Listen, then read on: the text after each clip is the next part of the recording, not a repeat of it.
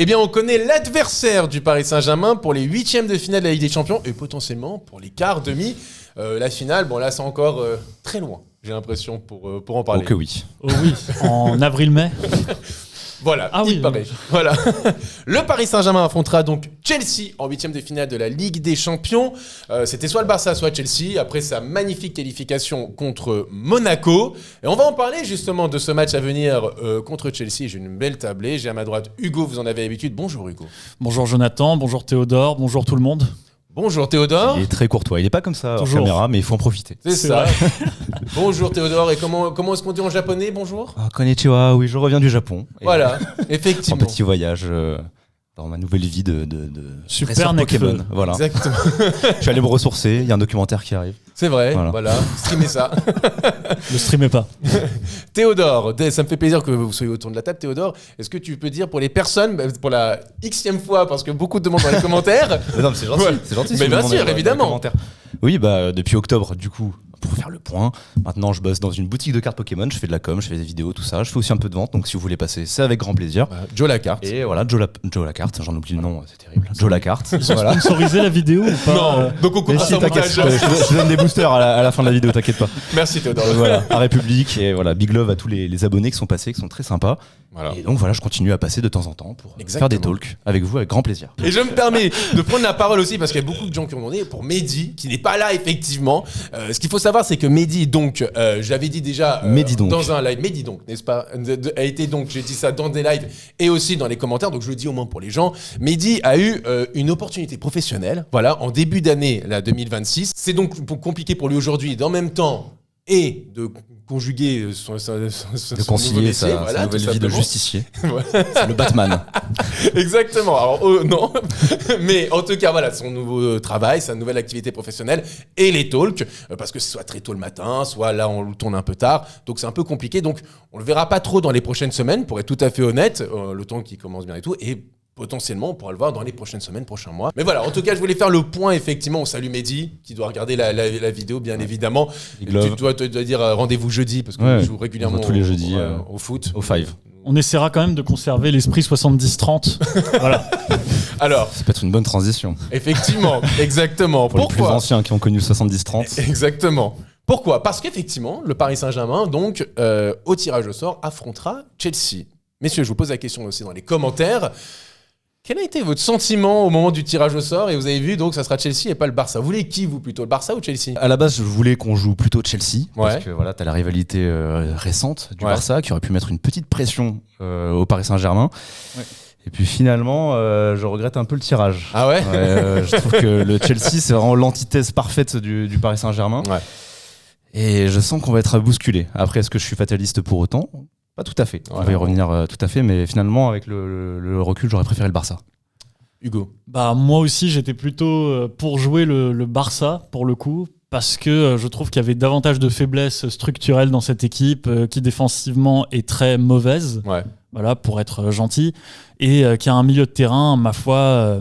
un peu prenable et je pense que c'est plus un gros nom qu'une grosse équipe aujourd'hui. D'autant que Frenkie de Jong est absent pour un mois, donc il n'aurait pas joué les deux matchs contre le typiquement, moi c'est Frenkie de Jong que je ciblais. Et, bon, s'il n'est pas là, encore mieux quelque part. Mais c'est ça. Avec le recul, on aurait plus d'espace, etc. Et finalement, on les a tapés là-bas et amoindris. Donc. Voilà, avec le recul, pas si bien que ça, le tirage au sort, surtout ce qui arrive potentiellement après. On est clairement du mauvais côté, mais on ne l'a pas volé, quoi, finalement, avec les derniers matchs. C'est Mohamed qui disait ça, qui est Sinbad sur les réseaux sociaux. Toute la partie gauche, là où il y a le Paris Saint-Germain, ce sont tous les vainqueurs de la Ligue des Champions depuis 2016. Oui. C'est quand même incroyable. Et alors qu'en face, c'est des équipes qui ont au moins été une fois sur ces dernières années en Europa League, sauf Newcastle qui, lui, carrément, parfois jouait le maintien. Ou est descendu en Championship. Descendu, ouais, même. Voilà, donc disons que quand tu vois deux salles, deux ambiances. Deux salles, deux ambiances, et évidemment Paris est dans l'ambiance Hunger Games, et donc effectivement on pourrait affronter potentiellement en quart de finale Galatasaray ou Liverpool. Hugo, donc toi t'étais plutôt effectivement Barça, mais là c'est Chelsea. Moi aussi j'étais plutôt Barça, je vais pas vous mentir. Je vois beaucoup plus En fait je pense que on va en parler un peu de Chelsea, du match à venir, même si c'est dans 10 jours, mais au moins on peut un peu faire une petite preview à l'avance. Les faiblesses du Barça, je trouve, s'embriquait parfaitement avec les qualités du Paris Saint-Germain, et donc Paris pouvait vraiment faire mal. Là, je trouve que même si Chelsea... Alors effectivement, je trouve qu'il y a quand même un catastrophisme un peu général. Voilà. On a l'impression que Chelsea, c'est pas... Alors que... C'est pour ça que je disais, est-ce que je suis fataliste à 100%? Voilà.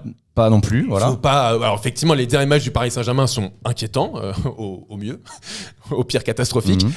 Mais après, de là, encore une fois, on parle d'un 5e de Première Ligue qui fait quand même des résultats assez décevants récemment. Mais ce qu'il faut dire, c'est qu'effectivement, en termes de qualité et de profil de jeu, c'est vraiment le genre d'équipe qui peut vraiment embêter le Paris Saint-Germain. On va pas se mentir. Complètement, surtout que quand tu vois déjà que une équipe de Monaco, qui a un niveau qui est quand même pas extraordinaire, a réussi au Parc des Princes, donc chez toi, à te rentrer dedans et à te faire déjouer, quoi, concrètement, sur au moins 45 minutes et plus si affinité, donc plus jusqu'à ce que tu aies un joueur en face qui soit exclu et que tu puisses t'en sortir. T'étais pas loin d'être en prolongation, voire de te faire sortir par l'AS Monaco qui, cette année, est absolument catastrophique. Ouais, complètement. Donc, mais justement, c'est là où peut-être que je pense que Chelsea, ça peut te servir aussi de détonateur. C'est que Monaco, je pense, avec la lignée d'autres matchs un peu décevants du PSG, c'est des matchs qui ont été choisis un peu par le PSG, j'ai l'impression, dans sa gestion. J'ai l'impression que quand ils sont tièdes, ça ne marche pas.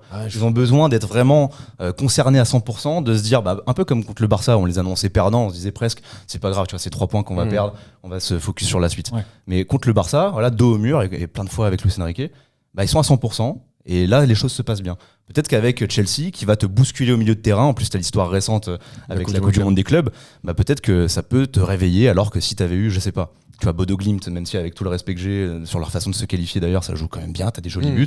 Peut-être qu'il y aurait eu un truc, c'est bon, on peut encore prendre du temps, on va laisser les joueurs se reposer, arriver plus vite. Non, là c'est maintenant, tu vois, la Ligue des Champions, et hop, une paire de claques et on se réveille. Moi je suis d'accord, mais je trouve que en fait, c'est pas tant sur le... Je sais pas ce que vous en pensez, moi je trouve pas que ce soit tant sur le mental, ou tu vois, parce que j'ai vu effectivement des gens dire oui, mais Paris, ils font pas les efforts. Le problème, c'est que je pense que Paris veut faire les efforts, mais qu'ils en sont pas capables, parce que je les sens cramés, quoi. Cramés physiquement, tu les vois. Et en fait, presque moi, ce qui m'inquiète un peu, c'est que les joueurs justement qui étaient un peu en forme dans ce début d'année 2026, évidemment Pacho, Nuno Mendes, Vitinha, même João Neves, tu sens aussi qu'ils baissent un peu. Mais est-ce qu'il n'y a pas une forme de gestion sur leurs efforts? Je sais pas. Je sais pas. Il y a sûrement un peu des deux. Tu vois, tu peux avoir des témoins, tu peux avoir aussi les équipes en face. Mais d'ailleurs, Chelsea, ça a un peu été les premiers à cibler ça. Tu vois, de faire du marquage sur Vitinha. Mais ça marche. Oui. Enfin, alors, complètement. Alors, pas tant que ça. C'est pas la première, c'était aussi Aston Villa aussi. Oui, mais Aston Villa, pour moi, ils avaient ciblé ça, mais c'était vraiment le truc d'excès de, je sais pas, de confiance. Tu vois, la tempête qu'on prend là-bas, limite, t'as peur de gagner ou je sais pas quoi. Mais oui, il y a sûrement un mélange de tout ça. Mais je pense qu'il y a forcément une gestion. Tu vois, combien de fois on a eu des infos comme quoi Barcola il jouait pendant un mois, limite sur une jambe parce que t'avais plus d'autres ressources. Tu vois, même Vitinha, s'il est pas là, tu mets qui, tu vois. C'est très bien, Dro. Je pense qu'il a quelque chose, ce garçon, mais pour l'instant, c'est pas une solution. Donc je pense qu'il y a quand même une gestion dans tout ça et que je préfère finalement qu'il soit moins bon avant et que, voilà, au moment clé, les joueurs se réveillent. Donc c'est pas assuré non plus, mais je suis pas non plus fataliste en disant, non, c'est bon, ils sont mauvais, c'est fini, ils sont cramés.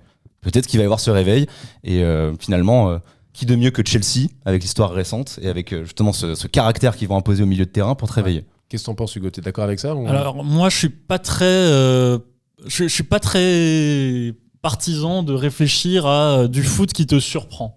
Enfin, moi, j'ai tendance à penser qu'en général, ça n'existe pas une équipe qui te déçoit presque chaque semaine et d'un coup se réveille parce que c'est le moment, c'est l'événement, c'est machin. Voilà, je crois que le PSG n'a pas une montée en puissance cette année. C'est Paris l'année dernière, même si l'an dernier, 2025, oui, tout a été rose assez vite. Mais avant, l'équipe, quand on la voyait, on se disait mais elle ne sera capable de rien. Mais t'as une progression linéaire sur l'année. En fait, le truc, j'ai l'impression que là, les courbes, elles s'inversent un peu entre l'année dernière et cette année. C'est-à-dire que l'année dernière, du match de Salzbourg jusqu'à Liverpool et la suite, tu sens une progression et tu sens cette équipe, une vraie montée en puissance. Et j'ai l'impression que c'est l'inverse, c'est-à-dire que le match contre Bilbao, par exemple, je trouve que tu es dans la même lignée de tes matchs, mais tu manques d'efficacité. Tu as Unai Simon qui fait un match incroyable, tu touches à transversal, on avait des regarde Sporting. Le Sporting, c'est du 2006-2026. Non, Ben, moi je trouve pas dans le contenu. Non, mais dans l'efficacité et Chevalier qu'on a ciblé, etc. Sinon, première mi-temps. Non, mais c'était une première mi-temps de très très grande qualité. D'accord. Et c'est pour ça justement. Dans le pressing, etc. C'est pour ça que je me dis, non, ça n'a pas disparu en une semaine ou deux. La capacité à presser, etc. Ça va justement dans le sens que je veux dire, c'est que contre Bilbao, tu fais ça sur tout le match. Contre le Sporting, tu fais ça sur 60 minutes. Tu vois, je me mets jusqu'à 60 minutes. Contre Newcastle, tu le fais pendant 15 minutes sur le premier quart d'heure. Et contre Monaco, t'attends d'être enfin, tu le fais parce que tu t'es dos au mur sur une première mi-temps et après ils sont à 10. Et là, sur le match retour, tu le fais carrément. Mais là, je suis désolé par ailleurs. C'est que je trouve que la courbe, elle est un peu en descente, alors que la saison dernière, tu sentais que la courbe, elle montait. Et rappelle-toi même qu'on a ce truc, avant le match aller de Ligue des avant le match retour, le 8e de finale contre Liverpool, on se dit même, et c'est même toi qui le dis, je suis plus confiant alors qu'on a perdu. Mais parce que tu voyais des choses sur le terrain qui t'amenaient vers cet optimisme. Là, le truc du détonateur, un peu de t'es déçu depuis effectivement le début de l'année, et d'un coup comme ça, l'interrupteur, je sais pas si j'y crois. C'est juste que moi, je n'exclus pas cette possibilité. Et que factuellement, vous avez raison, il y a une baisse de régime. Et en même temps, il y a presque un truc où je me dis, ça serait surnaturel avec cet effectif, avec tous les matchs qu'il y a eu, avec la saison régulière, le calendrier et tout ça, qu'il y a eu encore une montée en puissance. Tu vois, c'est pas la même chose que l'année dernière, où t'avais ce vent frais, t'avais Kvara qui arrive l'hiver, etc. Là, c'est pas la même chose, t'as beaucoup plus de blessures. Et donc, forcément, je dis pas que j'excuse, mais j'essaie de comprendre, forcément, il doit y avoir de la gestion. Forcément, t'as des joueurs. Je sais pas, par exemple, là, Monaco, si ça avait été une finale de Ligue des Champions, peut-être que Dembélé aurait joué, tu vois, et peut-être qu'il aurait forcé. Là, c'était pas le cas. Donc, non, on le met au frigo, et on attend peut-être un match contre Chelsea. Peut-être que là, tu vas avoir le retour du Dembélé comme contre Manchester City. On sait pas, tu vois. Alors, c'est pas exclu. Ce qui est sûr, c'est que t'auras pas Fabien Ruiz. Ça, c'est sûr. Là, ça, pour le coup, c'est regrettable. Pour l'aller. Et les gars, pour le retour, 2 semaines. 2 semaines, sachant que le match est dans 10 jours. Donc, c'est-à-dire qu'il reviendrait dans le groupe, sachant que ça va faire 2 mois qu'il joue pas. Il sera au mieux sur le banc pour le match retour. Oui, c'est. De toute façon, cette année, le vrai problème, c'est que ta structure n'est pas stable, t'as pas pu installer un vrai 11, tu sens que les automatismes sont pas en place, et moi je suis désolé, alors oui, peut-être qu'ils ont voulu le gérer, mais cet aller-retour contre Monaco, les performances, les 2 performances, elles sont scandaleuses. Le Paris Saint-Germain est très loin de son niveau, le Paris Saint-Germain est très loin des attentes, et on peut me dire ce qu'on veut, on peut me dire oui, c'est une saison de gestion, c'est une saison qui est difficile, mais moi je suis désolé, j'étais au Parc des Princes, je suis venu voir le PSG jouer contre l'AS Monaco, franchement, ils se sont fait rentrer dedans, mais comme j'ai rarement vu ça. Mais attends, ils ont fait 2-2 contre le pire AS Monaco depuis 5 ou 6 ans. Vraiment, c'est bien ce qu'ils ont fait sur la première mi-temps. Faut pas le banaliser non plus. Mais moi, je vais te le banaliser. Bien sûr que je le banalise, parce que chaque adversaire du Paris Saint-Germain aujourd'hui est à peu près capable de te le faire. Rennes, c'est ce qu'a fait à peu près. C'est ce que t'as fait Rennes, c'est ce que t'as fait le Sporting. Justement, ils savent à quel point Paris peut être redoutable, et du coup, tu te transcendes le temps d'un match. Et après, ça ne tient pas forcément. Tu vois, Monaco, là, c'est pas pour la jouer devant, je sais pas quoi, mais dès la première mi-temps, avec toutes les fautes qu'il y avait, je me disais, mais ils vont pas s'en sortir à 10, tu vois, c'est pas possible. Je sais qu'il y a eu débat sur le carton rouge, peut-être que c'était un peu sévère, peut-être qu'Hakimi en rajoute, mais au bout d'un moment, sans de fautes qu'il y a eu. Et tu vois, c'était pareil contre le Sporting, c'était pareil contre. Mais tu te rends compte de quoi tu vas dépendre. Tu vois de quoi tu vas dépendre, en fait, dans un match comme ça, à très haute intensité. On te le sifflera peut-être pas toujours, ce carton rouge. Enfin, j'ai des matchs de Fernandinho contre le PSG, par exemple, il y a quelques années. Il fait 1000 fois pire que ça. Non, il sort jamais. D'ailleurs, Chelsea va jouer là-dessus, et le vice, on va se faire un peu sortir aussi des gonds, Luis Enrique notamment. Moi, Joao Neves qui tient les cheveux. Voilà. D'ailleurs, ma vraie déception du PSG cette année, sur toute l'année 2026, c'est ce milieu de terrain. Le milieu de terrain est très mauvais cette année. Enfin, je veux dire, combien d'erreurs de passes il fait Joao Neves contre Monaco, qui faisait pas l'an dernier. Il leur fait littéralement la passe parfois. On se fait transpercer à chaque fois. Mais parce que chaque contre. Mais encore une fois, moi, ce que je pense aussi, c'est qu'il y a un truc, c'est que, moi, je le répète, je pense que cette équipe est cramée. En fait, les gens ils vont nous dire tout de suite c'est une excuse, mais c'est factuel. J'ai vu ça tout à l'heure, c'est Peter Schmeichel qui a sorti ça. Tu sais vous savez combien de matchs a joué le Paris Saint-Germain depuis le début de la saison 2024-2025, donc ça fait depuis 1 an et demi. Combien de matchs a disputé le PSG? Non, je sais pas. 103 matchs. Je sais pas compter jusqu'à 103. 103 matchs. Et alors, sachant qu'en plus que cette équipe, l'année d'avant, aussi va au bout dans toutes les compétitions, sauf en Ligue des Champions, où il leur manque un match, c'est la finale. C'est-à-dire alors, entre-temps, tu vas prendre Pacho, Neves, Kvaratskhelia et Désiré Doué, mais sinon, c'est la même structure. Tu as toujours les Hakimi, tu as toujours les Fabian Ruiz, tu as toujours les Vitinha, tu as toujours les Dembélé, tu as toujours les Barcola. Tu ajoutes à ça la CAN pour Hakimi, et tu ajoutes à ça la Ligue des Nations l'année dernière, et les JO. Et la Coupe intercontinentale. Cette équipe est cramée. Et franchement, encore une fois, je serais... Encore une fois... Après, on va justement parler un peu du match de Chelsea, etc. Je condamne pas cette équipe parce que je pense que Chelsea a vraiment aussi des carences, surtout défensives. Franchement, quand tu vois la gueule de la défense, voilà, même tu les as vus en difficulté, par exemple contre Burnley où ils sont pas capables de les battre. Enfin, Chelsea, c'est pas non plus la panacée, quoi, tu vois. Non. Mais c'est ça. Moi, je suis un peu partagé parce que je trouve qu'on en fait beaucoup avec Chelsea, comme quoi, c'est l'impression que c'est le Chelsea. Et tu vois bien qu'on parle pas de Chelsea depuis tout à l'heure. On parle que du PSG. Nos craintes, elles viennent plutôt du PSG que de Chelsea. Alors, en même temps, mais on peut en parler quand même de Chelsea. Enfin, en termes de structure. D'intensité, le match qu'ils sont capables de faire contre toi, mais enfin, s'ils font la même chose quand s'ils font finale de Coupe du Monde match que contre Monaco, voilà, avec Cole Palmer dans le rôle d'Akliouche, je veux dire, c'est pas la même confiture, hein. C'est 9 niveaux au-dessus, donc. C'est là où je suis inquiet. C'est que je veux dire, que Monaco rate même au début, c'est un but quasiment tout fait. Leur défense centrale, c'est Kaiser, Thilo Kehrer et Woodfess. Enfin, franchement, non mais est-ce qu'on se rend compte du débat qu'on est en train d'avoir ? Oui, ils sont fatigués, mais purée, là c'est pas possible. Là c'est trop faible. T'as pas le droit de faire ça. Franchement, t'as des gens qui payent leur billet pour venir au stade voir ça. Comme tu as joué contre Monaco, évidemment que tu n'as aucune chance. T'as aucune chance. Même contre Bodø/Glimt, t'as aucune chance. Et la question, c'est de se poser, est-ce que Paris va jouer comme ça ? Et c'est là où c'est le mot que t'as dit et que je vais retenir, c'est je ne les condamne pas. Et tu trouves pas ça honteux s'ils sont venus jouer contre Monaco avec ce niveau-là en gestion ? Là, il y a toutes les raisons actuelles pour s'alarmer, etc. Parce que je veux dire, ils ont leur match contre Le Havre là pour gérer ce week-end. Mais contre Monaco, Mehdi n'est pas là. Il a pris sa place. Il nous manquait un puncher. Donc t'es dans le 70-30, mais pour Chelsea, du coup. Non, mais oui, quelque part. Non, mais je dis ça parce que moi, ça m'alarme et je ne comprends pas. Je ne comprends pas ce qui est proposé en ce moment. Je comprends pas du tout. Et on peut parler de gestion autant qu'on veut. Il y a juste un moment donné, voilà, des gens qui se déplacent au Parc des Princes. Moi aussi, je mets de l'énergie pour venir les voir jouer. J'étais très frustré aussi. On était tous les trois au Parc des Princes, effectivement. Voilà. Et t'es là, tu vois. Non, mais franchement, tu vois cette soupe. Tu trouves ça normal ? Je suis complètement d'accord. Non, je trouve pas ça normal. Et quand Luis Enrique, j'essaie de comprendre encore une fois. Et j'exclus pas parce que ça va tellement vite dans un sens positif ou négatif dans le foot. Voilà, ça peut être bateau comme phrase, mais ça va trop vite. Et d'autant plus avec Paris et en étant dos au mur, voilà, c'est aussi ce qui peut lancer la saison. Parce que peut-être que si on avait été tiède, tu vois, à se qualifier contre une petite équipe à chaque fois, t'arrives contre Chelsea peut-être en demi ou contre le Barça, je sais pas, tu te fais tarter après. Parce que t'as pas enclenché le mode Ligue des Champions. Bien sûr, on est gentil de tous les matchs.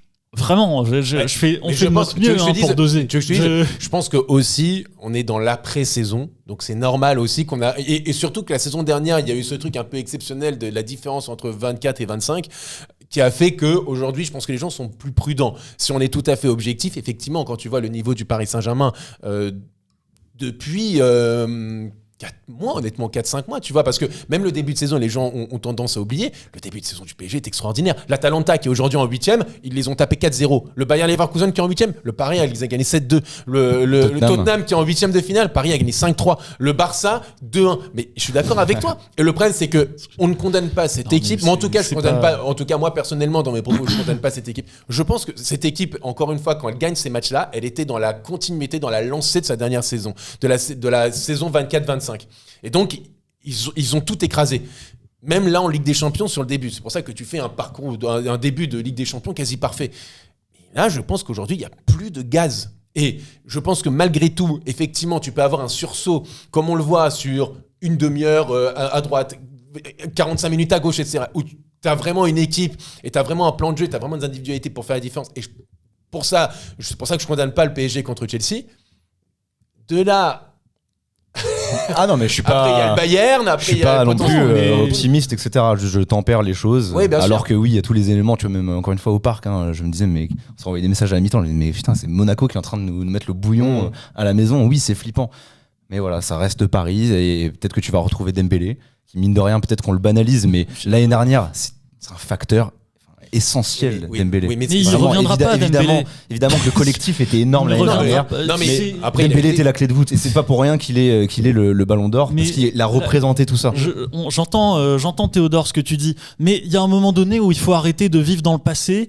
Donnarumma n'est plus là, Matvei Safonov c'est ton gardien titulaire, oui. Désiré Doué c'est ton attaquant de pointe titulaire cette année, parce que Dembélé n'est pas capable d'enchaîner, il n'y arrive pas. Non, peut-être qu'il va y arriver. Il n'y arrive pas. Non mais aujourd'hui il n'y arrive pas, mais il va y arriver.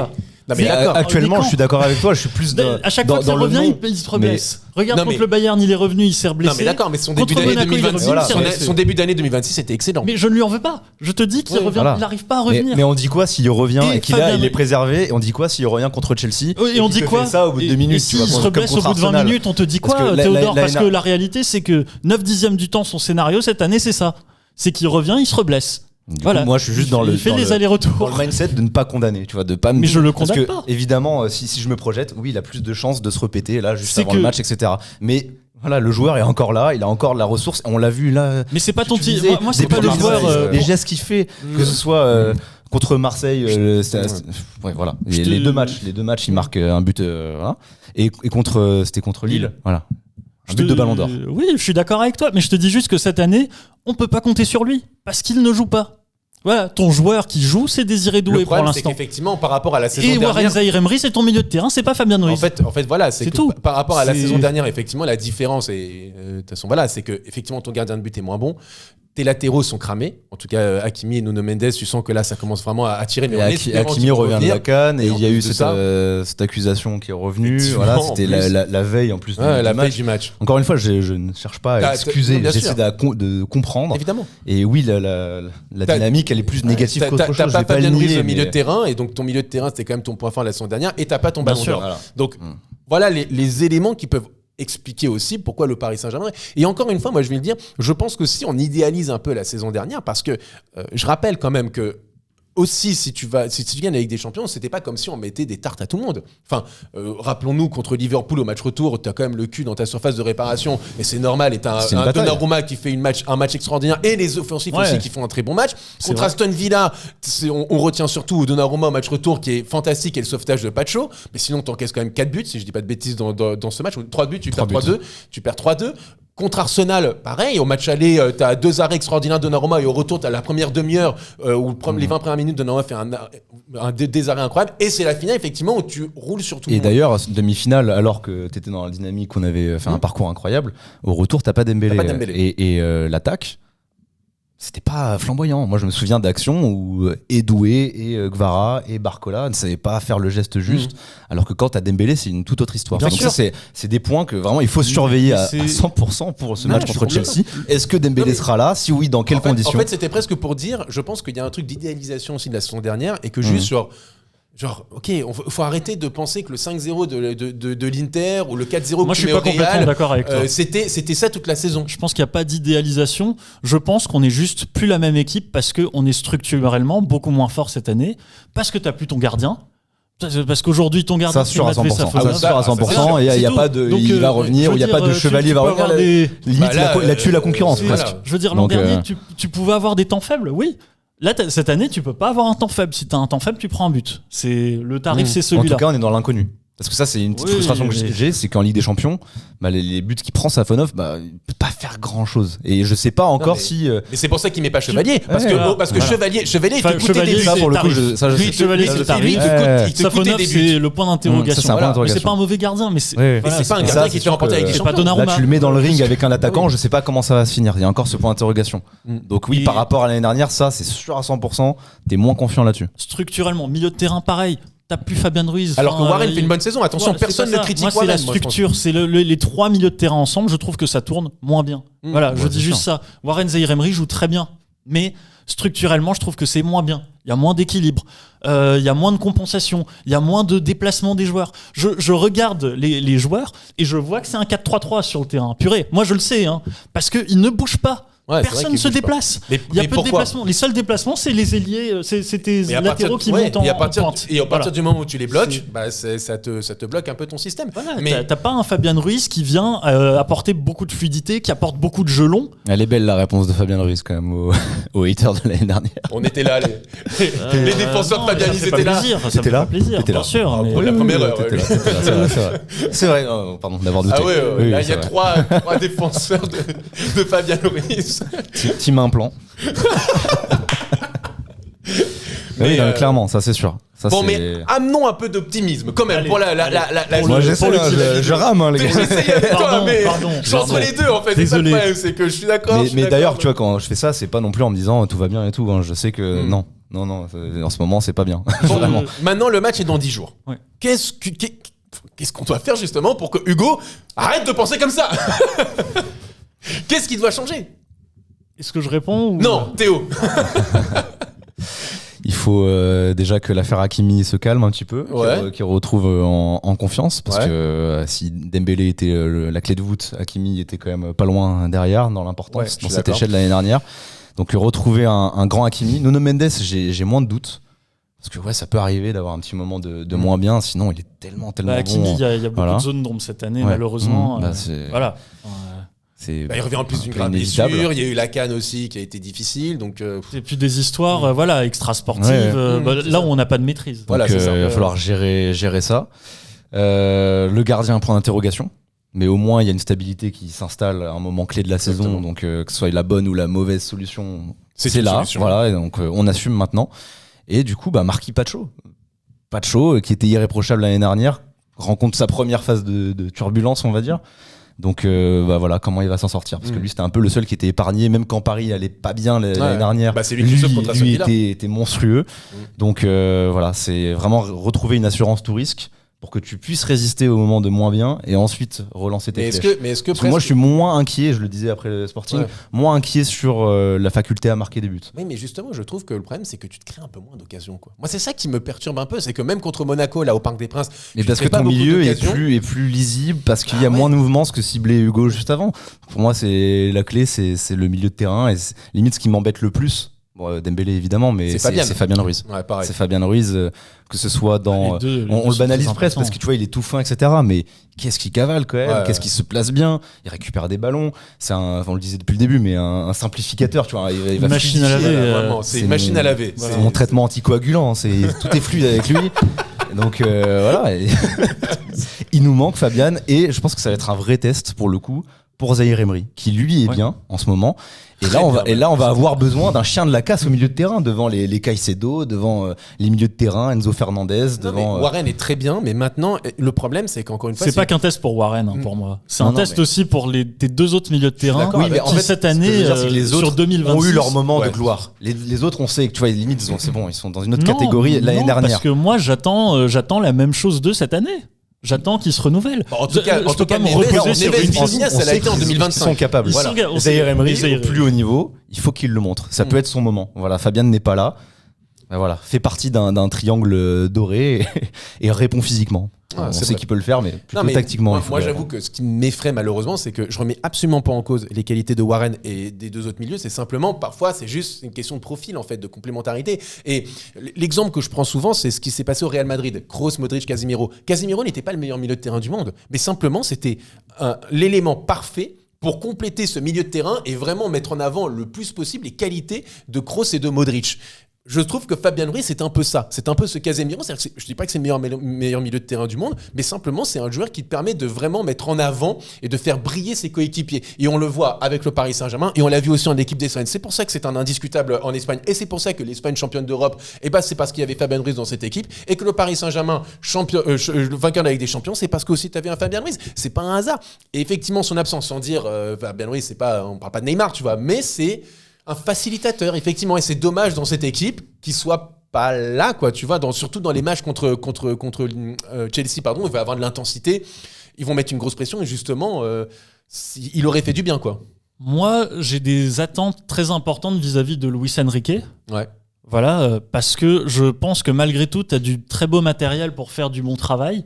et que même sans Ruiz et sans Dembélé, alors, il faut le savoir, là j'attends même pas la victoire contre Chelsea, mais j'attends de revoir un peu de jeu. J'ai l'impression que là non, mais j'attends autre chose. Je suis dans l'attente d'autre chose parce que j'ai l'impression que ce qui est proposé tactiquement aujourd'hui, c'était très prévisible, très attendu par l'adversaire. Et que t'as pas réussi à redéfinir une vraie structure. Donc moi j'attends que sans Dembélé et sans Ruiz, ils réfléchissent avec les mecs qu'il a sur le terrain à autre chose. Je sais pas, j'aimerais voir Zaïre Emery peut-être un cran plus bas avec Vitinha qui pourrait se déplacer davantage. Je te dis pas que c'est ce qu'il faut faire. Je te dis que c'est vrai que moi j'attendrais qu'il y ait davantage d'innovation tactique parce que sans complètement tout révolutionner sans tout révolutionner, mais une ou deux évolutions tactique bien senti parce que s'adapter à tes forces en présence. Voilà. Est-ce que c'est pas limite faire redescendre Désiré Doué au milieu de terrain, peut-être titulariser un Lee Kangin et mettre. Enfin, tu vois, c'est des choses comme ça. C'est vrai que Lee Kangin, j'ai du mal à comprendre. C'est que quand il démarre les matchs, je trouve un peu intéressant quand il entre. Ouais, mais il entre hyper tard. Est-ce qu'un mec a un match contre Chelsea où justement ça va. Enfin, face, honnêtement, j'ai du mal à le voir par exemple contre André Santos, contre Caicedo, contre un challenge. Certes, mais tu vois, c'est intéressant ce que disait Hugo. Contre le Barça, il s'est vraiment adapté à ses forces. Complètement. Même limite, c'était des forces qu'on découvrait. On disait quoi, mais attends. Mbaye, Njantou était titulaire, je me souviens plus. Non, il est entré. Mayulu est titulaire en France. Mayulu qui marque, Njantou qui rentre et qui a quand même un bon temps de jeu. Mais dans ce match, c'est parce que t'as un trident Vitinha, Nuno Mendes et Hakimi extraordinaire. Ouais. Et que les 2 buts viennent d'un déboulé de Nuno Mendes qui trouve Mayulu, et le deuxième c'est un déboulé de Hakimi, lancé par qui ? Par Vitinha, qui trouve Gonzalo Ramos. T'as 2 avions de chasse sur un côté et t'as un cerveau extraordinaire comme Vitinha. Quand ces trois joueurs-là sont un peu moins bien, et ça manque un peu de génie, de créativité et surtout de physique, t'as ça, quoi. Donc c'est un peu plus compliqué. Je suis d'accord avec toi. Et en fait, je crois que voilà, cette année, t'as pas les mêmes joueurs, t'as pas la même ossature. Et je pense que même le 11 l'équipe sur le terrain doit se le mettre dans le crâne. Alors oui, certains d'entre vous n'étaient pas titulaires, pas indiscutables l'an dernier. Un Barcola, un Zaïre Emery, ils sont dans d'autres rôles. Même Luis Enrique, voilà. On n'est plus champion d'Europe. Quand vous êtes sur le terrain, vous n'êtes plus champion d'Europe. Le titre, il est en jeu. Non, il est à nouveau en jeu, le titre. Mais tu veux que je te dise aussi, c'est que les équipes aussi ont une vision différente du Paris Saint-Germain. L'année dernière, c'était un peu cet outsider qui fait peur. Là, tout le monde veut le scalp du champion et c'est normal. En fait. En mode, les gens se mettent à 110% contre tu me parles Paris. de Monaco. Moi, j'ai pas senti cette. J'allais sortir cette vieille rêve de comment ça s'appelle, nouvelle école. Je veux montrer que j'ai Est-ce qu'ils ont plus la dalle que moi Est-ce qu'ils ont plus la dalle que moi? Bon, montrer que vous avez la dalle, quoi. Je sais pas. C'est contre Monaco. Moi, je veux voir des tueurs, quoi. Non, justement, Monaco, ce qu'il disait, c'est pour le PSG. Moi, j'étais dans le truc. Contre Monaco, je les sentais pas assez. Eux ont la dalle et Paris choisit un peu son match. C'est ça, je te dis, je ne crois pas en plus que Luis Enrique soit capable d'insuffler ce rythme sénateur au Paris Saint-Germain. Faut que ça soit des tueurs, faut que sur le terrain, ils y aillent à couteau tiré, c'est pour ça que là, qu'ils aient l'envie. T'as pas le choix. T'as pas le choix. Peut-être que ça va faire la différence. Maintenant, moi, je veux pas qu'ils viennent avec l'idée qu'ils sont champions d'Europe. Je veux qu'ils y aillent pour gagner un nouveau titre. Parce que moi, je regarderais le match comme ça. Pas contre de la réinvention non plus. Et je pense qu'il y a besoin de passer par là, surtout quand tu vois le tableau qui t'attend après. Bien sûr. Tu vois, c'est encore pire. Tu sais que c'est encore pire que l'année dernière. Ah non, mais c'est encore pire. C'est la folie. T'es moins bien que l'année dernière, donc il va falloir passer par l'épreuve. C'est pour ça que je dis que finalement, même si je t'emmène Chelsea, Barça, c'est relou. Mais au moins, tu passes Chelsea avec en plus un retour qui peut être légendaire à Stamford Bridge. On a déjà eu des retours légendaires à Stamford Bridge. T'as ce fait historique, tout ça, et ça peut te refaire penser à l'année dernière où t'en sors héroïque et galvanisé pour la suite. Donc voilà, ça va être vraiment hyper dur. Mais peut-être que t'as besoin de ça, du réveil forcé. Sont quoi vos tendances avant le match ? C'est du quoi comme pourcentage à peu près on est sur du 70-30 Je pense que pour revenir sur ce qu'on disait, ça va dépendre de beaucoup de facteurs. C'est encore trop tôt pour faire un choix, même si mon choix est fait, comme on le dit souvent. Mais je crois qu'il est un peu trop tôt. On va observer toutes les blessures, tout ça. Là, on sort le talk. Là, on est vendredi soir maintenant. Donc, il reste 10 jours. Il y a déjà le match contre le Havre. Voilà, t'as le et Havre. Puis t'as Arsenal-Chelsea qui arrive. Il va falloir tout surveiller. Tu vois, même les états de forme, les blessures, etc. On va dire là, dans l'instant T, si t'as Dembélé en plus, pour l'instant, je suis sur du 50-50. Voilà. Moi, je dirais 65-35 Chelsea pour l'instant. Parce que le foot, c'est aussi à un moment donné, montrer à chaque match que t'as faim. Et si tu le montres pas sur le terrain, moi, mes attentes, elles baissent. C'est tout. Donc, tant que j'aurai pas vu ce fameux bouton on sur le terrain, ça sera 65-35 Chelsea parce que ce que j'ai vu me satisfait pas du tout. Écoutez, je vais être entre vous deux. Je vais dire alors pour moi, je vais dire c'est du 55-45 pour le PSG. Ah. Moi, c'est du 73-38. Okay. Le chieur. C'est du 116-21. Et vous, dans les commentaires, soyez précis. Voilà, exactement. Ouais, 55-45 parce que je pense qu'on en fait quand même beaucoup sur Chelsea. Exactement. Je pense que et la preuve, tant mieux. Moi, mais tu veux tant mieux, ça va. Tant mieux. La preuve, c'est que tu écoutez, vois, là, c'est pas. Vous me rassurez parce que. Non, mais je vais te dire parce que depuis le début de ce talk, on ne parle pas de Chelsea, on ne parle que du Paris Saint-Germain. Parce qu'on se dit de manière tout à fait objective, si on retrouve, si ce n'est qu'un semblant du PSG, même pas de la saison dernière, je te parle, celui du début de la saison. Tu vois, celui qui bat l'Atalanta, celui qui bat le Barça, celui qui bat Tottenham, celui qui bat le Bayer Leverkusen. On parle même pas de celui de la saison dernière, celui de cette saison, du début de saison. En fait, pour moi, ils sont largement favoris face à ce Chelsea. Mais là, comme on a tout ça, et vous voyez bien que ce talk, il s'est uniquement centré sur le Paris Saint-Germain et se dire quel est le problème aujourd'hui du PSG. Si tu veux, on peut en parler de Chelsea. Mais non, mais au milieu de terrain, il y a beaucoup d'impact. Il y a quand même des joueurs de grande qualité aussi avec Santos, Caicedo. C'est 130 fois plus fort que Monaco. C'est juste 130 fois plus fort. Et tu t'es fait balader par Monaco. Oui, donc, mais dans ce cas-là, tu peux dire que Chelsea aussi, ils se sont fait balader par Burnley. Oui, mais quand en termes d'intensité, ils sont capables de te rentrer dedans et que leur principe de jeu c'est ça et qu'ils sont dans l'attente de gagner une Ligue des Champions. Non, mais je dis pas le contraire. Et ça peut leur aller d'avoir moins le ballon, de piquer, etc. Non, forcément, bien sûr, mais c'est ils ont des atouts derrière. Tu l'as dit tout à l'heure, la défense, c'est pas non plus la force. Ils ont fait match nul contre Karabakh. C'était le 2-0 Karabakh qui s'est pris 8 buts en 2 matchs même 9 buts, je crois, dans 2 matts par Newcastle. Mais structurellement, tu vois ce que je veux dire. Non, mais c'est une super équipe. Robert Sanchez, son meilleur match pour l'instant contre Paris. Donc, il a fait qu'un seul bon match. En finale, lui qui avait dit d'ailleurs ramenez-moi Paris, etc. C'est vrai, un petit truc qui peut aussi nous piquer, tu vois. C'est pour ça que je dis limite tant mieux qu'on en fasse beaucoup avec cette équipe, parce que pour moi c'est pas non plus la carrure d'un Bayern Munich, etc. C'est pas non plus le favori de la Ligue des Champions, donc très bien si ça peut nous piquer, et voilà, on va se réveiller. Pour moi c'est loin d'être insurmontable, même si t'as le retour à Chelsea. Et qu'en ambiance de grande soirée Ligue des Champions, enfin en bridge c'est fort quand même. C'est très très fort. Ça veut dire que pour vous là avant ce match, c'est Chelsea l'outsider? Non, moi j'ai dit 50-50. 50-50. Moi j'ai mis 55-45 PSG parce que ça reste le champion d'Europe. Voilà, et que comme l'a dit Luis Enrique, même si vous êtes d'un coup beaucoup moins positif. Hein. De quoi? Ah non, mais si, sur quoi? Non, mais on dit juste simplement que des failles, je pense PSG, là vous le dites, le PSG est favori avant cette rencontre. 50-50, donc je sais pas comment. Oui, c'est vrai parce que c'est pas mouillé. Tu t'es pas mouillé du tout, vu que t'étais plutôt.